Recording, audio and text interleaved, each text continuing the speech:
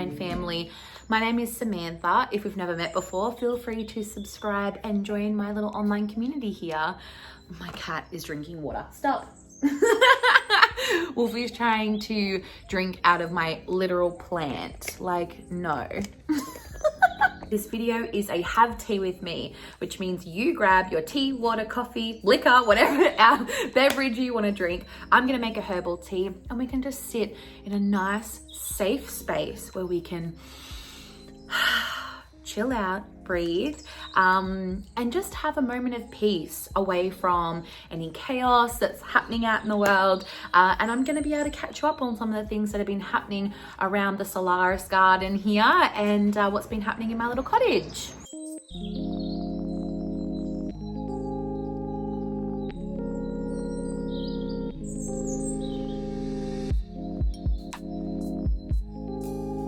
Okay, hopefully you have your drink. I have got my chai here and I'm just so excited to sit down with you and get cozy. I'm actually going to put this little vest on because it is winter here in Australia. We are a few days away from the winter solstice and I love this time of year because it really is like the new year.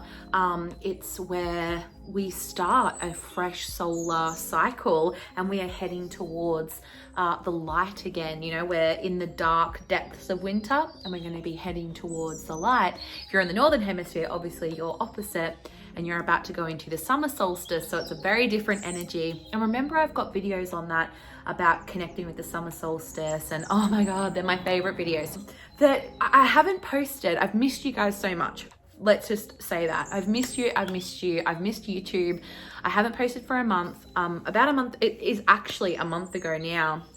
I lost my two beautiful big boys, Angus and Hunter. And I'm not going to talk about that today because it's obviously sad, but I've got a whole big video on grief, on losing loved ones, dealing with the loss of a pet. I've got all my thoughts on that in one big 40-minute video because I just want to help anyone who is also having to move through these feelings. But it's been a weird month because it's this huge chapter in my life.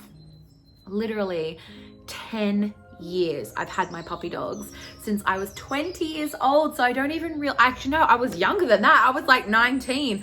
I literally don't even know like who I am without my dogs as an adult. I was 19 years old when I bought Angus. So it's just such a crazy thing that this chapter is over, and it's just meant that our lives, like Callum and I, our lives have been completely altered in the blink of an eye. So I've got, you know, more vlogs coming that are more themed. This is just like a chit chat, having a chat moment about it all, but I've really been in that archetypal energy of the world, you know, like completion, just okay, this chapter is done, and then stepping back into the Fool of new beginnings and the unknown and the void, and it's just woo, it's like a wild ride. And I'm sure there's heaps of you out there that feel this way or have felt this way before in your life when something ends, like a job or a situation in your life ends and it's over, and then all of a sudden, like, and it's not even just that it's over, it's the ramifications of something ending, that there's like all of these like domino effect after the ending.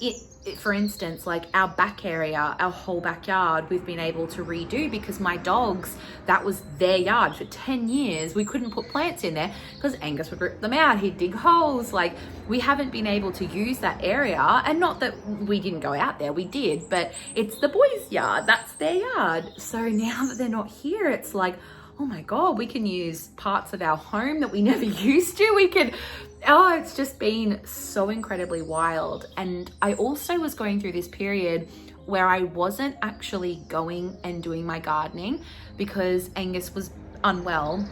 When we would go into even my witchy cottage yard, the fence where the dogs would be like is right next door. So there was actually some times where I was filming for a YouTube video and like I'm trying to be really serious and get footage of me meditating, and you can hear my dogs going like crying and stuff. It's very sweet. But because he was getting old and he was getting unwell, I felt really bad, and it would bring on my anxiety when I would go out and garden and weed, because he would be really uncomfortable. He would be at the back gate.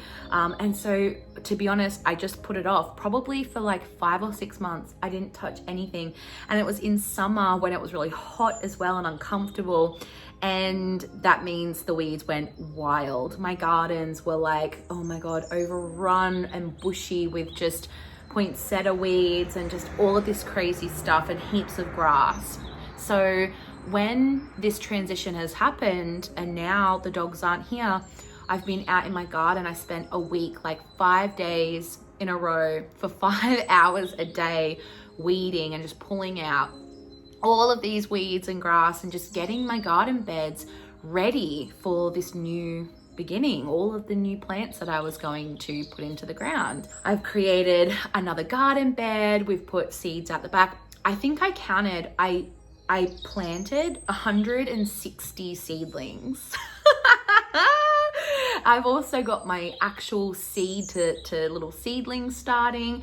And I'm feeling, this whole new chapter coming about, which also means more time for really knuckling in to YouTube. And so I want to hear from you. This is another part of like what I want to talk about today. What do you want to see? What do you want to know? I would love any suggestions of stuff. And even if it's like, feel free, DM me on Instagram. Comment below, what do you like to consume when it comes to YouTube? I've created a separate channel called Garden Solaris, which I'm going to link down below, and it's my separate channel where I'm literally just dedicating it towards gardening content. Although there will be some gardening content here, I don't really want to like flood all of my YouTube with gardening stuff. And so many people ask me questions because gardening and creating things, they're like the two greatest loves of my life, and spirituality, of course, when it comes to doing things, my hobbies.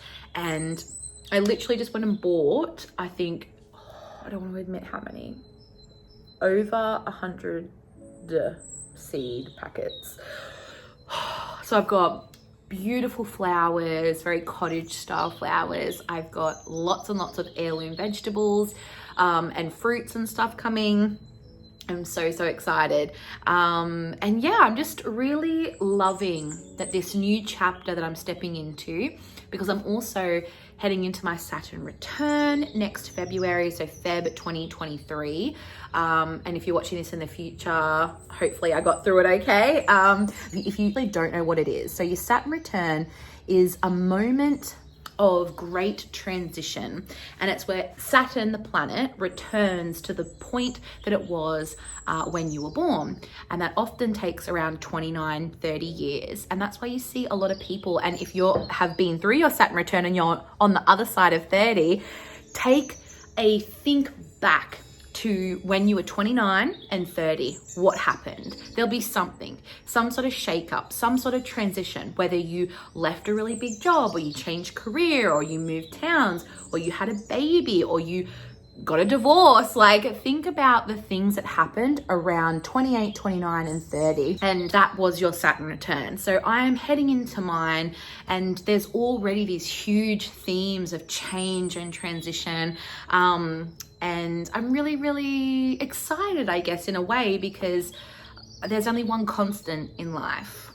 One thing that is guaranteed, and that's that everything will change. Change and time are the constant. And when you're okay with that, like, I think I spent a really long time in my life trying to control my life and destiny, like, you know, making all these plans in the future and living in those plans. I'm gonna do this, I'm gonna do that, I'm gonna, in a way of like pretending that I can control the outcome and soothe any anxieties about the future and the lack of control that you have in life. And this whole year of Angus being unwell and the whole thing has really made me live in the moment. That's the biggest like lesson that I've learned in the last 12 months, is how to be right here and to really truly appreciate the things that are happening and the time that I have right now with the people that I love, my fur babies, just even myself, like loving who I am now, because I'm going to change. The things that happened to me are going to change me. And I look back even like 2 years ago, and the person that I was 2 years ago is not here anymore. Like, I'm so different than me back then. And that's sad but beautiful, and I get nostalgic about it, really. But I think that presence is something we all like, being in the moment and being in the here and now is so important to do. And sometimes, like I said, it's about control. Like, if you're a bit of a control freak as well, and you always have to have a plan, like I always have to know where I'm going and da-da-da-da. It's sometimes just a shadow that we have to work through. You know, why do I feel like I need to control this? And why do I want to know the ending of everything? And sometimes we have to just surrender to the void, to the unknown, all that sort of stuff. Let's take a sip. I hope everything's been going really well for you. I wish that this was a two-sided conversation and I could hear how you're going and be like a shoulder for you to talk about. And I want you to know that this is a very safe space, that you can message me. I will try to reply. I can't reply to everyone, but I often will just pick up the phone and send a quick little voice note or a video, because I really genuinely hope that you're doing well. Life can be like really fucking full on sometimes, and all I can ever hope to do is create safe spaces on the internet. And so many people like asked me whether I was, because I was going to do a healing business years ago. That was my main priority, doing Reiki, doing readings, doing things for people in person to help them and to offer them some sort of like guidance and for them to know that they're safe. But it really meant that I was like limiting myself to like how many people I could be there for, because you can only sort of do so many people in a day. If a healing or a reading takes an hour, even if you were to work like 11 hours a day, that's ridiculous. So let's be realistic, 8 people a day times 5 days a week. That's a very finite amount of people, where there may be like 300 people that view this video.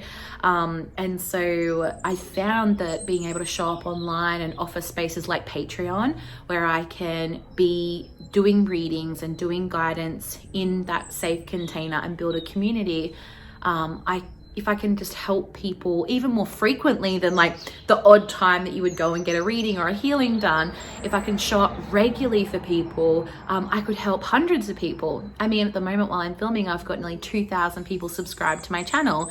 Some of my videos have got like 5,000 and 6,000 views. So I feel like the energy that I put into YouTube, it's kind of, I feel like it maybe might be able to expand and radiate, and it'll be worth choosing to not do those healings and those energy work, the career path that I was really trying to manifest and head down.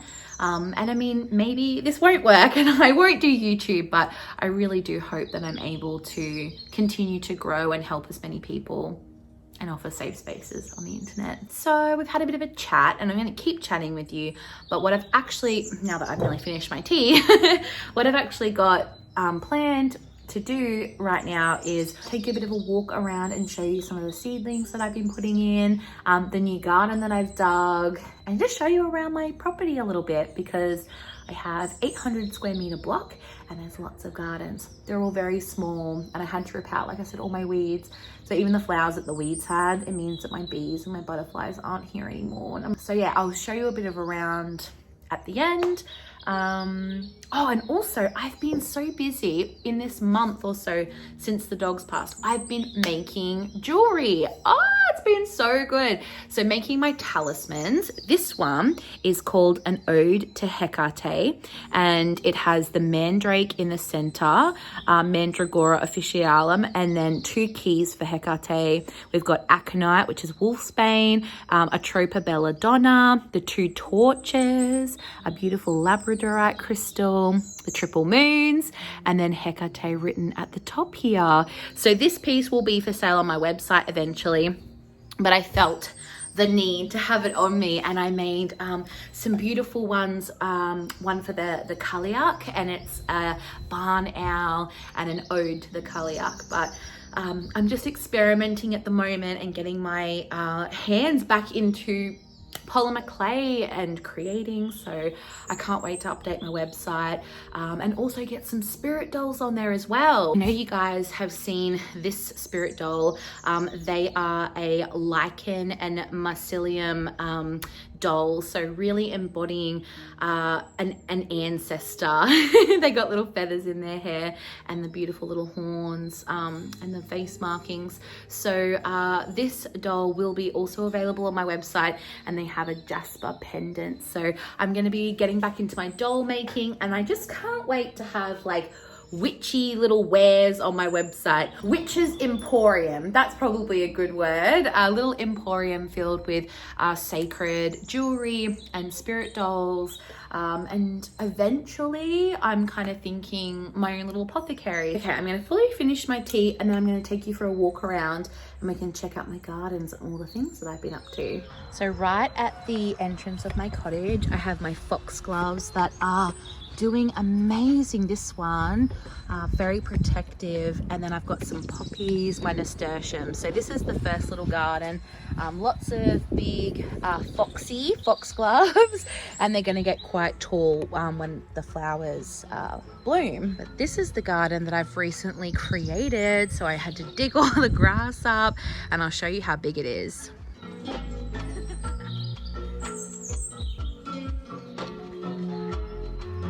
This is all filled with like cottage style plants, flowers really. I've got my foxgloves, snapdragons, cornflowers, I've got sweet peas, petunias, violas, marigolds, lavender, pansies. I've got literally so many different things in here. Stocks as well, so eventually this will just be a sea of flowers. All of my nasturtiums are growing, so originally where these big leaves are here, this kind of has a thicker base, this one. This is the original plant, and you can kind of see where it grew. It grew around here, around the back, and then over, and it finished there. And nasturtiums, for those that don't know, they have these cool little seeds. This is a seed, and the seeds for the nasturtium grow underneath, and then they drop. And so there's a freaking ton. These are all individual plants, guys. There's probably, I reckon, 100 little plants that popped up, and I had to replant a heap of them because they were all through here, and I still have to thin them out more because one plant grew and has dropped all of this seed. So I have a lot of work ahead of me when it comes to this garden. But my gardenia is doing really well, and I have a few plants that are going to have to come up, but I really had to chop my passion fruit vine down and everything, so it's very bare and I don't know how I feel about it yet. Something that's really new to my garden is for the very first time I'm growing irises. So I have some iris there, and then over towards the fence there's another iris coming up. So yes, growing the bulbs, and very exciting. There's daffodils down here, but I had the bulbs for way too long. I literally had them for like over a year and I didn't plant them, so I'm not 100% sure whether they're actually going to live. We'll see. But this is my sunny spot garden. So we're putting in, hi Shadow, we're putting in a garden bed. So my husband's just about to come home with more rocks so we can continue the garden bed all the way along. And this is going to be a really tropical style garden. My veggie pod, I've got some snow peas up the back there because yeah, they kind of went nuts in the seed trays. But the rest of it is there, except for Callum's stupid Carolina Reaper, which I think is so ridiculous because it's like the second world's hottest freaking chili. What we do with it, I have no idea. He pickles it apparently. He's never eaten the pickled chili, so what is the point? I don't know. I'm hoping that secretly dies off, or maybe I keep on telling him someone might steal it. Someone might steal the chili bush. This is my backyard, so I've put all little seedlings all the way along there, which was literally back breaking. But it's been really cool being able to create these changes. Like I said, we haven't done any of this for over 10 years, and now I'm going to show you the old dog's yard and what we've done to it so far. So this is the before. This is how the area looked for years and years, just bare concrete and grass.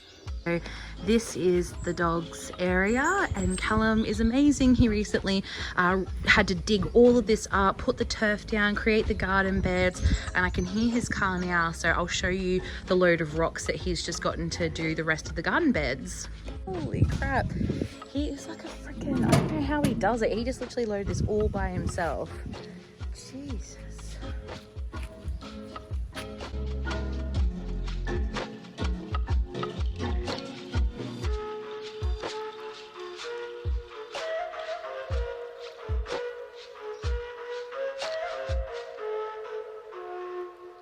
So I know that was a quick little update of some of the things I've been doing, but in the next couple of weeks there's going to be lots more to show you. Thank you so much for being here for Have Tea With Me. Khan is meowing at the door, and I will see you very, very shortly later on this week. I'm going to get back to my regular upload. So thank you for being in this safe space with me, and remember, you can join me and cycle with me further in Patreon. The links are down below. Check out my Instagram, TikTok, whatever, and my second channel if you're interested in gardening content. Okay, bye my loves.